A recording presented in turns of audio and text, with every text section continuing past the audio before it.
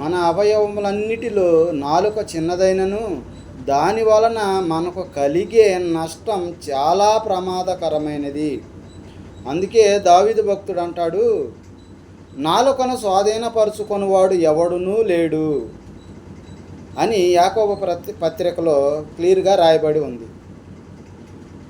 దాని వలన ఎన్ని ప్రమాదాలు ఉన్నాయో దేవునికి మనకి మధ్య అది ఎంత అగాధాన్ని సృష్టిస్తుందో మీకు తెలియదు.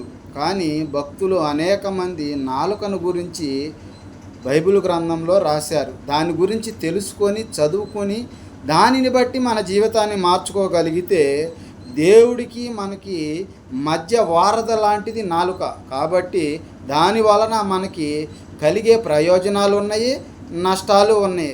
కాబట్టి జీవం పొందాలన్నా అదే నాలుక, నువ్వు నిత్య నాశనానికి పోవాలన్నా అదే నాలుక. గుర్తుపెట్టుకో మిత్రమా.